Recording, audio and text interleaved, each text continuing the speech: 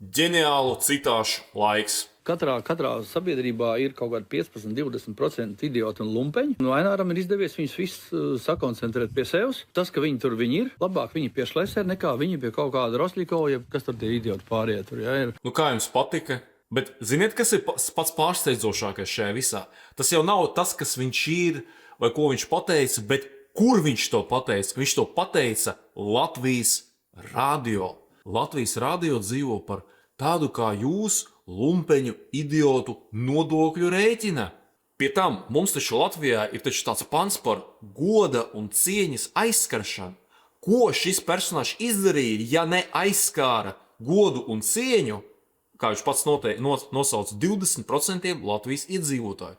Kāpēc Latvijas radio atļāva vai vismaz neiebilda, ka tas tā notiek? Nu, es saprotu, tur būtu kaut kādi iebildumi pēc tam, ka tā nerunāsim, tā nevajag un tā nav pareizi darīt. A šeit mierīgi.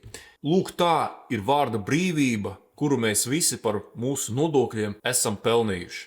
Nebūtu jautājumi, ja viņš tur kaut kādā savā privātajā, kaut kādā blogā rakstītu, ko viņš grib, bet tad, kad tas notiek valsts apmaksātā galvenajā radiostacijā, Latvijas Radio 1, tas ir, kad kur ir vēl tā telpa, kur vēl var pakrist vēl zemāk, ja? Kad tu domā, ka tu jau esi nokritis un tad no apakšas vēl pieklauvēji. Un jūs iedomājaties, piemēram, Ainārs Šlesers kādu dienu, pieņemsim, pateiktu, ka visi tie, kas tur balso par vienotību vai progresīvajiem, ir to, ko viņš tur nosauc.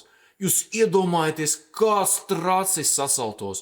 Jūs iedomājaties, kādi tur viedokļi būtu. Nē, tā runāt nedrīkst. Tas ir liels būt ievērojamas pilsoņu daļas aizvainojums. Tur būtu no rīta līdz vakara eksperti, kas to visu būtu pasnieguši tā. Te mierīgi. Pēc principa ir mūsu patiesība un ir nepatiesība. Un ir lumpeņi ar idiotiem. Interesantā laikā mēs dzīvojam. Es domāju, mēs vēl tuvākos mēnešus, tādas lietas, domāju, mēs vēl redzēsim, kādas mēs vēl neesam piedzīvojuši 35 gados. Interesantā laikā mēs dzīvojam. Lai jums jauks vakars!